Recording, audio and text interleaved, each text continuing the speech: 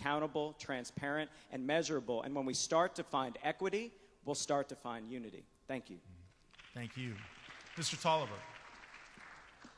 You know, I think that when we think about equity and unity, what I like about the People's Campaign, we are steeped in fairness, equality, and justice. And what that means is everyone in this city deserves a fair shot. Everyone deserves to be treated, no matter if you are north of 630 or south of 630. And I'd like to foster administration that takes stock of the people all across the city and make sure that we are treating people as decent, hardworking human beings like we should. And not only that, I need to make sure that the city equally distributes services and contracts throughout the city, because what we've seen is a lot of times the city operates like a private club. Only a few have access to the services. I think everyone needs to have access to the services that the city has, without regard to race, color, creed. And so as mayor of Little Rock, I would make sure that everyone in the city has the fair access to services provided by the city, and I will make sure that neighborhoods aren't neglected like some neighborhoods are neglected now. Infrastructure that we'll get to later. Thank you very much. Mr. Curris.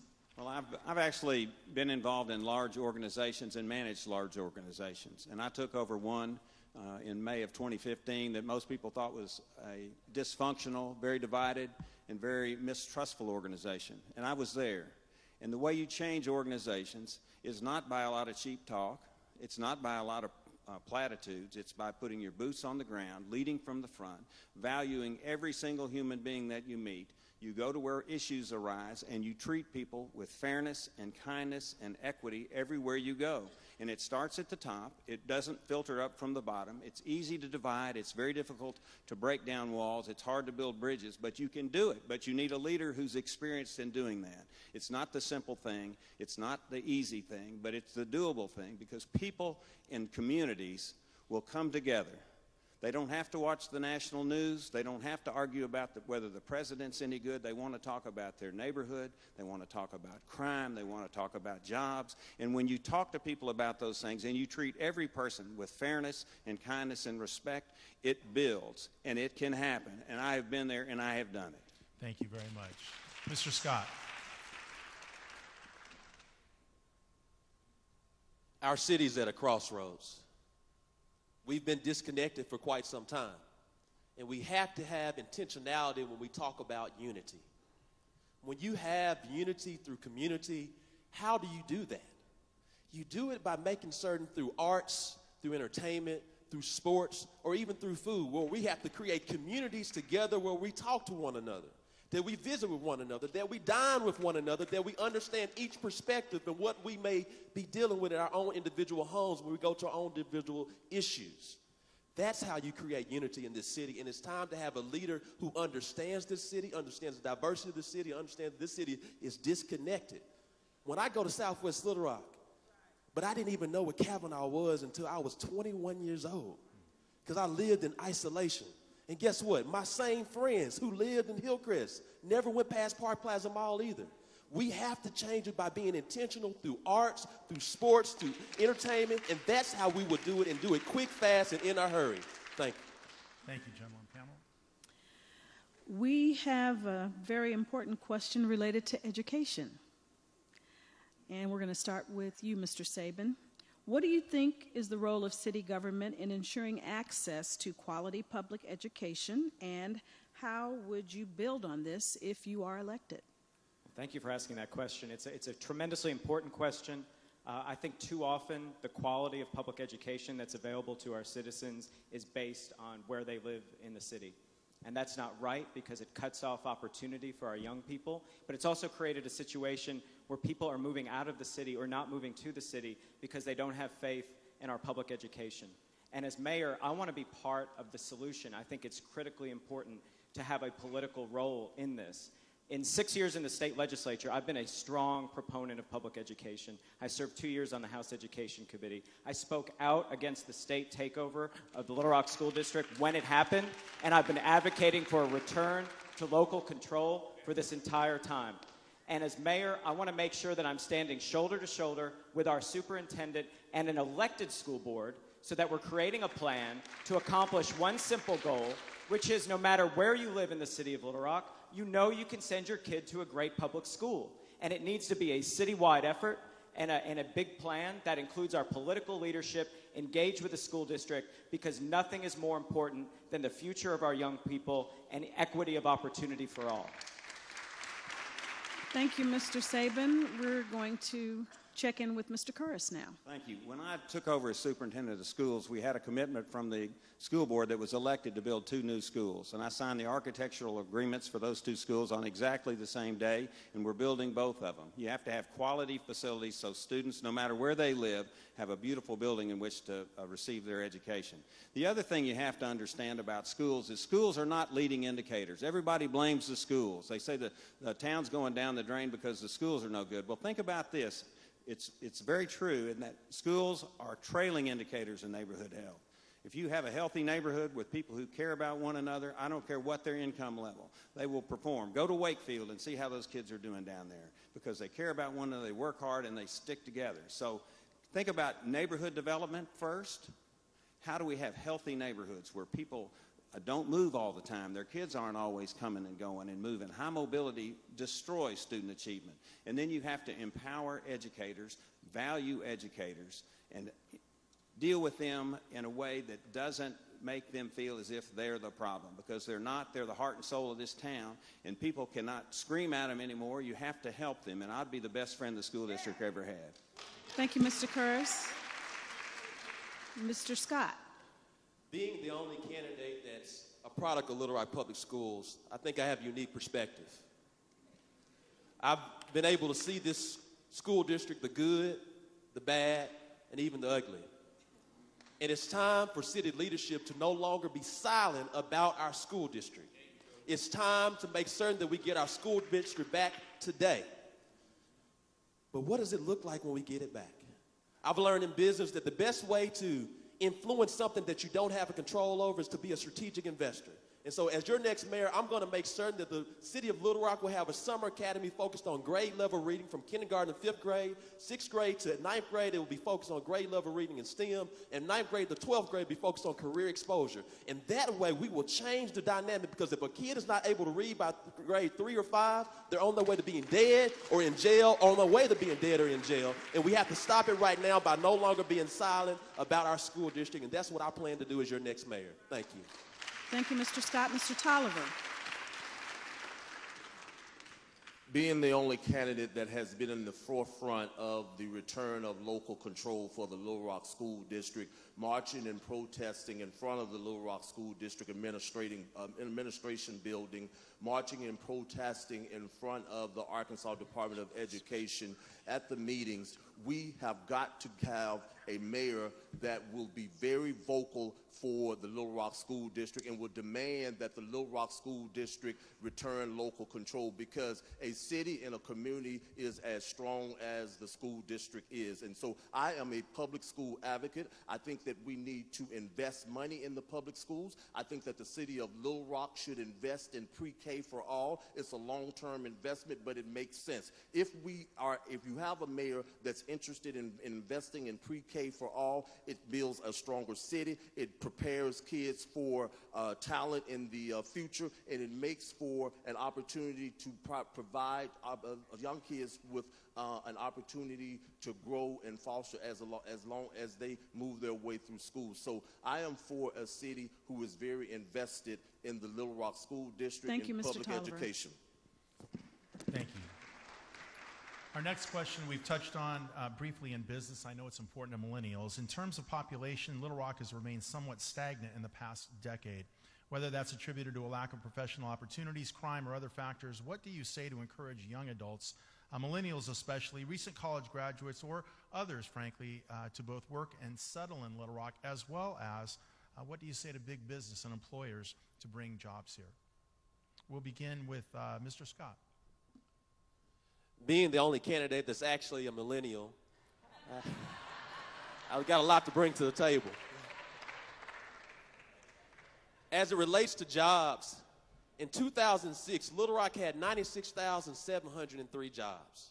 In 2018, we have 96,003 jobs. We've been stagnant. We need a mayor that's going to be a chief growth officer that's going to be intentional about bringing jobs to this city. But we also have to make certain that we focus on technology, we focus on innovation, we focus on minority and business owners, because that is the new wave of new businesses across the nation. And tapping into that value, into that potential. I'm tired of my classmates having to leave Little Rock to find a good job. And we have to have a mayor that's going to focus on because everybody wants to come back home sooner or later, but they have to have something to come back home to. And if I'm going to be your next mayor, jobs is going to be my #1 priority. Thank you. Mr. Curris. Well, jobs are a priority. I've actually got 3 kids who came back, so you can't blame me for the people not coming back here. All 3 of mine are in town, and they love it here. And they love it here because it's a wonderful place to live. You can slam it all you want to and say it's an ugly town and it's got all these problems. That's all true. But if you want to make a difference, come to Little Rock, Arkansas, dig in, pitch in, and help out, and you'll meet the nicest people in the whole wide world. Now, if you want to get millennials in town, we're doing a good job with some of that. The FinTech venture is great. Some of that, I'm just fascinated. But we have to get wonderful people to start jobs here, keep companies here. That involves walking neighborhoods. We need affordable housing in the central city where you can get around on a bicycle or by walking, where you can go and meet your neighbors and walk to a place to eat. That's the thing that turns me on. I may not be a millennial, but I love the outdoors. I love neighborhoods. I love big trees. We've got all of that stuff, and it's right here. It's low fruit, easy to pick. All we have to do is redevelop our central city, and we'll have all sorts of places where millennials will love to be. And they can work anywhere. They can get on a computer just like I do and work from any place. So we've got to be sure that the mayor understands what a wonderful town this can be. All right, thank you very much. Mr. Tolliver.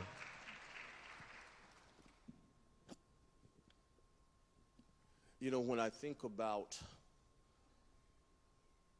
Little Rock and I think about the city, I think that we have to be in a position to engage millennials at the levels in which they are interested. They're interested in technology. They're interested in a quality of life. They're interested in 3 weeks vacation. They're interested in a freedom of choice in terms of the ability to work from home. So we have to be able to focus the areas of employment based around what these millennials want. So we'll have something attractive to offer them. Because if we don't have something attractive to offer them, there's a lot of them that won't come here, of course, and because the environment is millennial friendly, so there are other opportunities out there for them. So we have to be about the business of making sure that we have something attractive to offer millennials, something that they will stay, and we will have to make sure that they are engaged in this community, not just work, but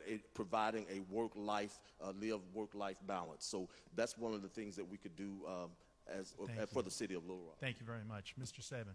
Thank you. Well, first of all, let's maybe begin by having younger leadership for the city of Little Rock. I think that would send a very good signal to people outside of Arkansas that Little Rock is a place that values its young people. And I talked earlier about attracting and developing and retaining talent and all of the things that we talked about earlier in terms of entrepreneurship, in terms of having apprenticeship and job skills for our young people will keep them here. But so much is drawn by the quality of life in our city, and we do have a great quality of life. But it could be so much better. When you see Northwest Arkansas, for instance, investing in a trail system that's extensive when they don't even have a true urban area, and we haven't done the same thing yet here in Little Rock, when a true trail system is not only a recreational tool, not only good for public health, but actually will help our people move around when they are disadvantaged and don't have access to a vehicle, help them go to their job or go to school. These are very important things, and they're amenities that attract young people in cities all over the country. We shouldn't be widening an interstate right in the middle of our downtown if we're serious about creating an environment that will attract young people to the city of Little Rock. They want to live somewhere where they don't have to own a car and they can enjoy a walkable, bikeable downtown. Thank you. Well, speaking of interstates, while the mayor has limited control over the project, the widening of Interstate 30 has really been a very controversial issue.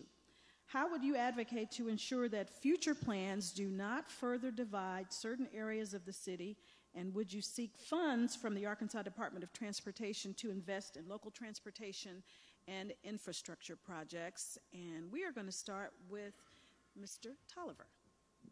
Thank you, Pam. That's an excellent question.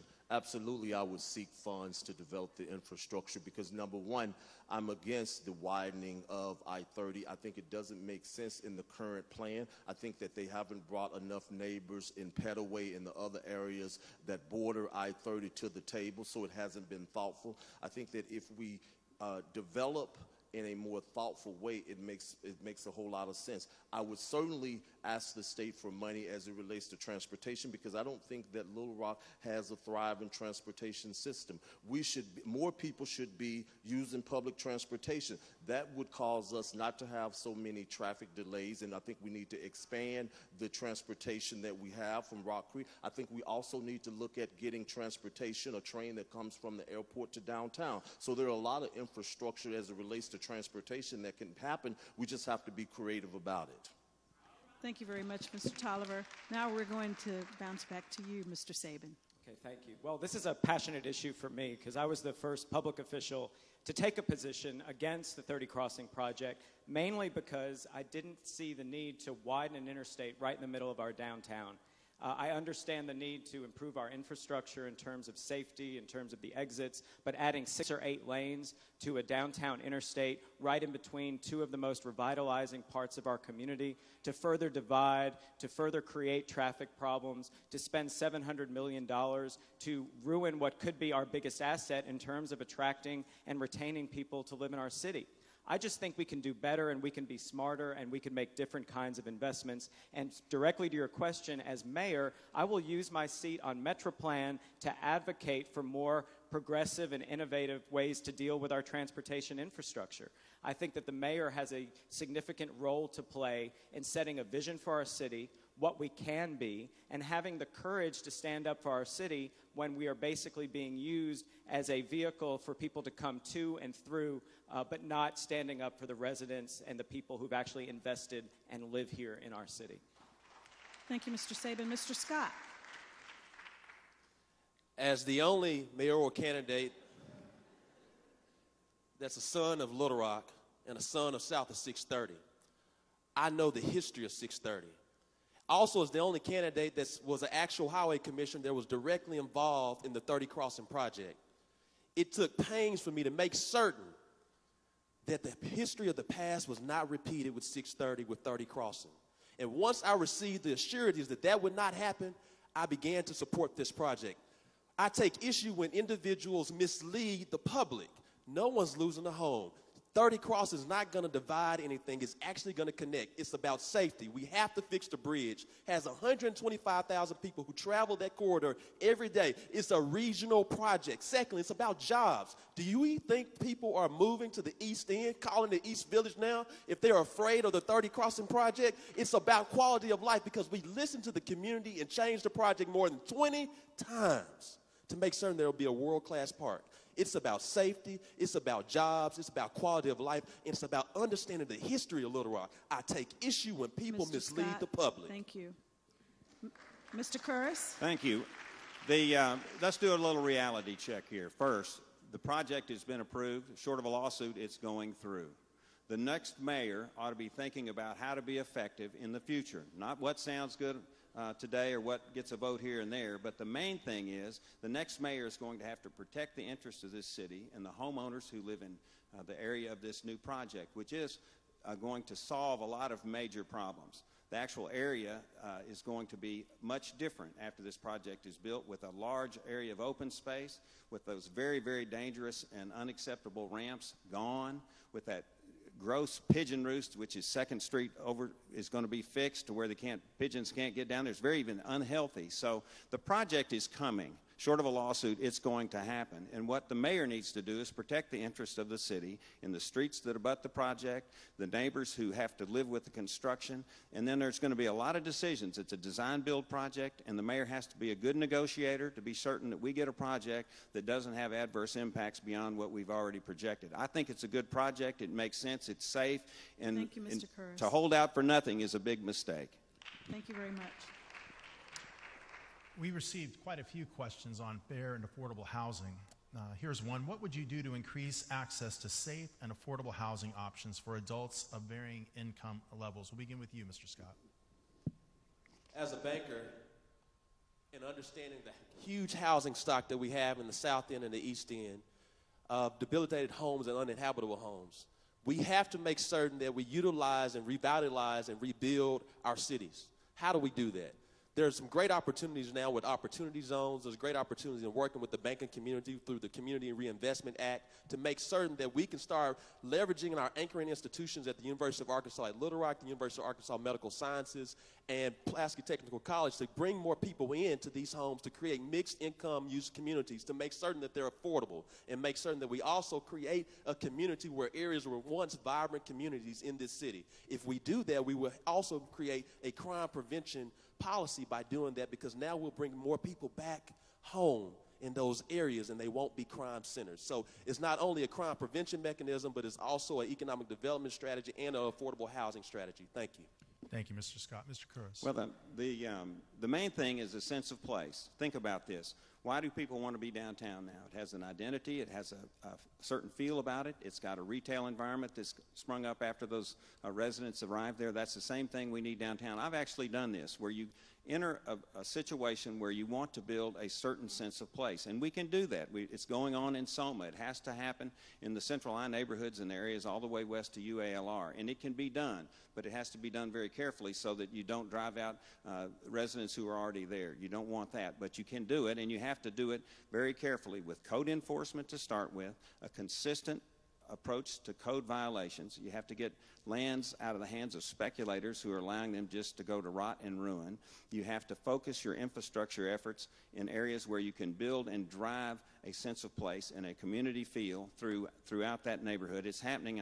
There's a project right now on Pine and Cedar that's going to be a step in that right direction, because that's where all the jobs are down that corridor, government, hospitals, and it's possible, but it has to occur a step at a time with hard work through code enforcement to start with, and then through encouraging development through revitalization. Thank you. Mr. Tolliver.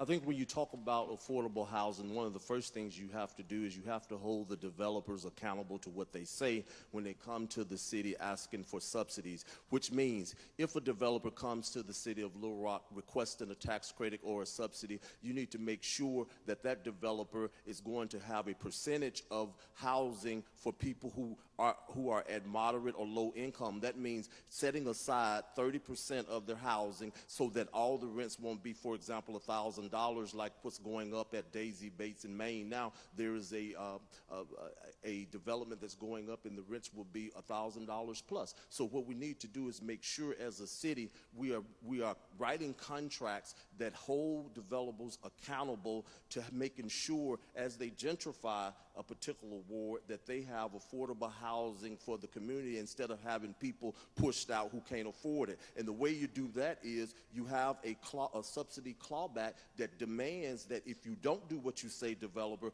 you will have to pay. And so that money is necessary to have that in the clause with the developers so that everyone would be have an opportunity for affordable housing. Thank you very much, Mr. Tolliver. Mr. Sabin. Thank you.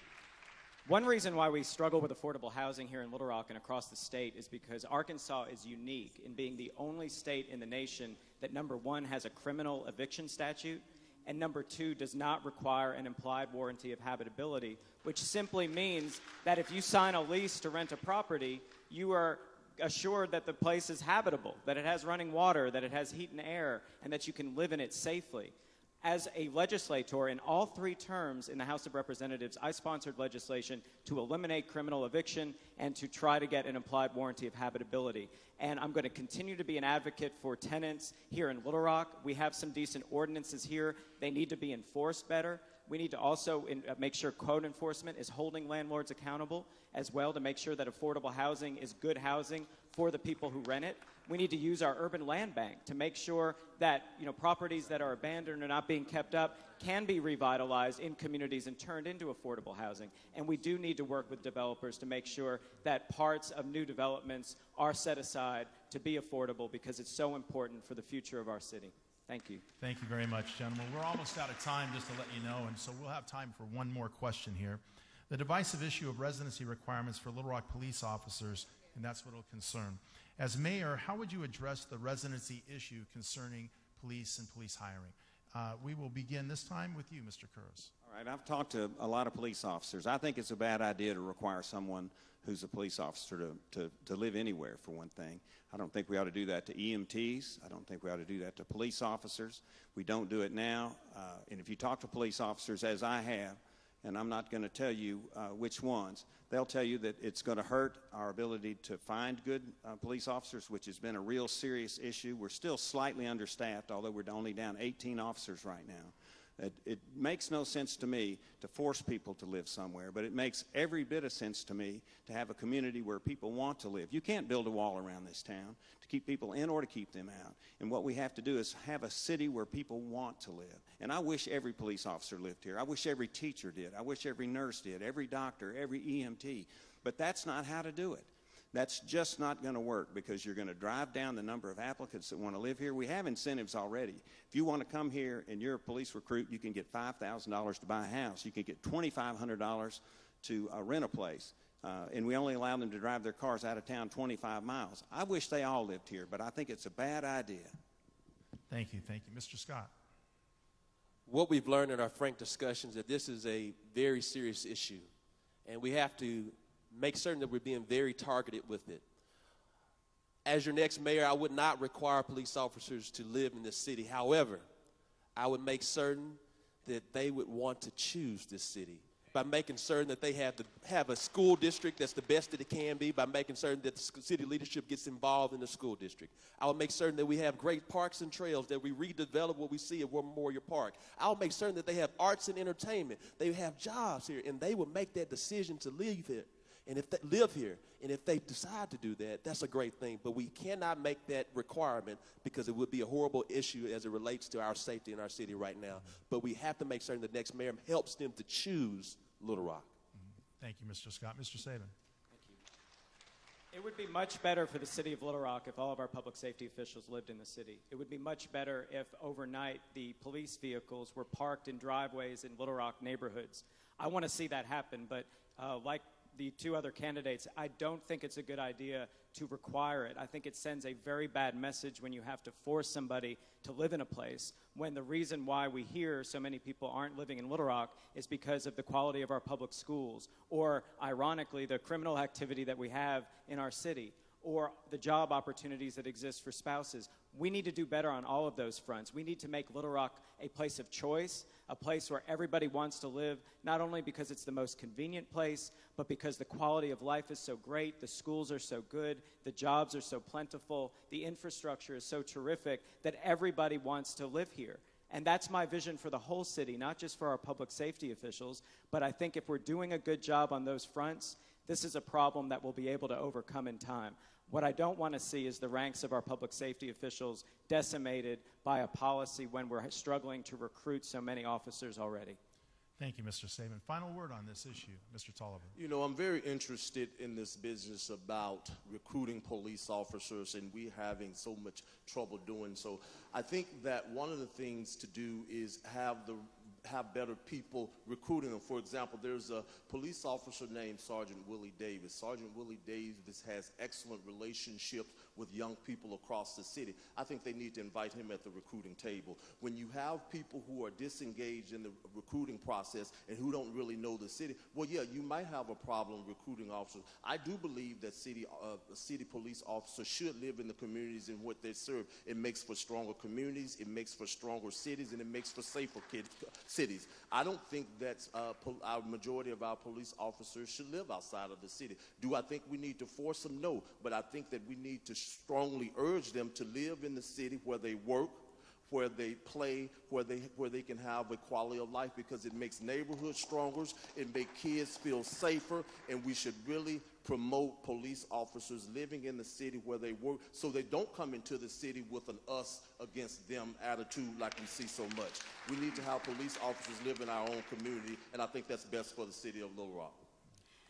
Thank you very much, candidates. Give them a nice round of applause.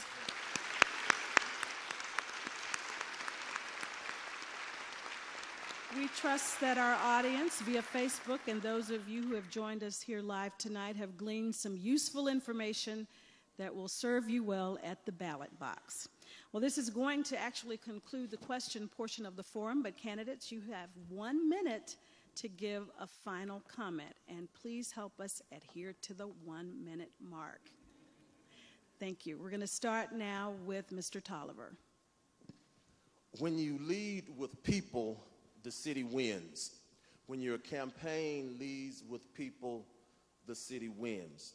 If you elect Vincent Tolliver in November, the city and the people will win, because I will fight for fairness, I will fight for equality, and I will fight for justice, no matter where you live, no matter what kind of car you drive or don't drive, no matter what kind of house you live in or don't have, no matter how much money you have in the bank or don't have. I will fight for the people in Little Rock from Ward 1 to Ward 7 and make sure that everyone is treated fairly and with dignity and respect, no matter where they live and no matter what type of job they have. So, Vincent Tolliver for Mayor of Little Rock on November 6th, thank you for coming out. It's been a pleasure.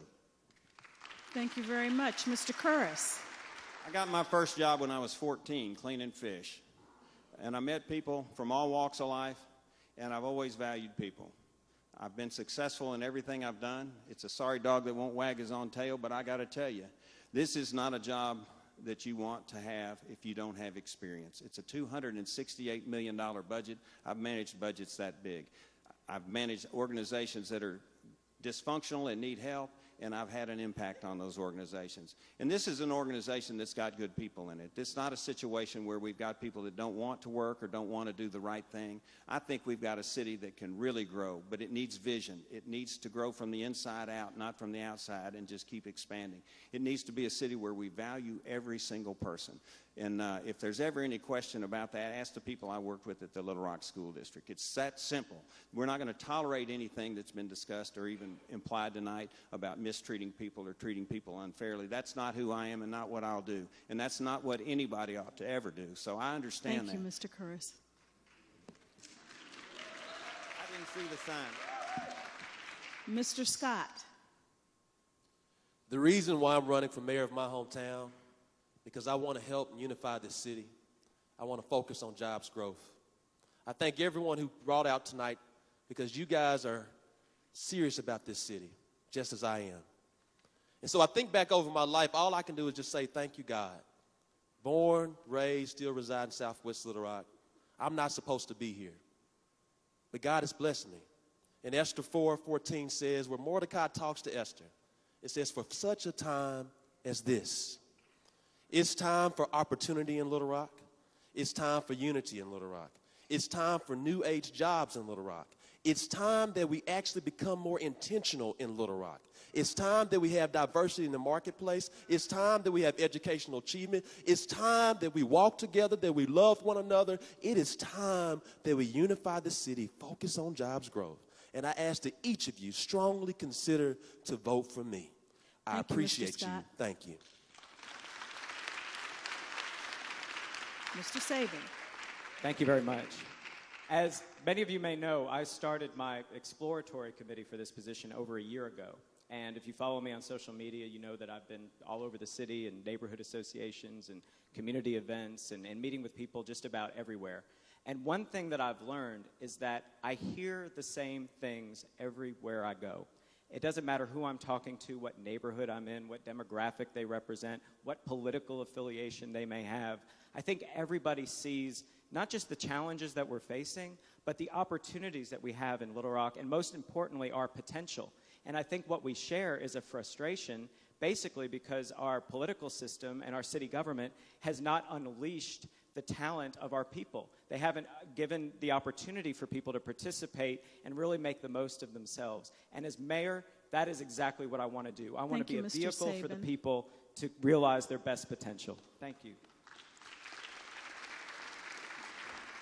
Wow, now that these gentlemen are out of the hot seat, we again hope that you have gleaned some important information, because this is a very timely and important topic to be able to hear from our mayors or the candidates for mayor for the city of Little Rock. 4 of them, ladies and gentlemen. Well, it was a great format, great discussion. We want to thank each and every one of you. Thank you. Let's give them one more round of applause as we welcome back here Pastor Pointer, Pastor Parkinson for a closing word. Thank you, gentlemen. I know I'm, for one, I'm very excited about the candidates and people being here. We're optimistic about what the future holds, and we know that we will have a new mayor, and we will be praying for our new mayor. Great working with you, Pamela. Thank you. Thank you, Mark. Well, let me say thank you all tonight for coming and hearing and meeting our candidates. And we are grateful that our city is represented. I believe, as I look out over this audience, and the diversity of our audience is representative of the diversity of our city. And we pray as we go forward as a city that diversity continues to be reflected. Thank you to these candidates for giving us their time tonight. To our moderators, Pam Smith, Pastor Mark DeMoss, thank you all for your time tonight. And certainly all of us are praying for a strong, healthy, and prosperous Little Rock. Again, Ben Parkinson, thank you so much for partnering with me tonight to host this. And if you would lead us in prayer as we dismiss. I'd be honored. Heavenly Father, we come before you. And we do thank you so much, God, for the leaders that you've given us in our city. Romans 13 reminds us they are ministers of justice for our good. Whether they believe in you or not, they're given the authority to help us maintain order and civility as we live here on the earth, God. So we thank you for them. We praise you for them. And Lord, we beg you, as we think about who might represent us as the mayor of our city here on this stage, God, that you choose them.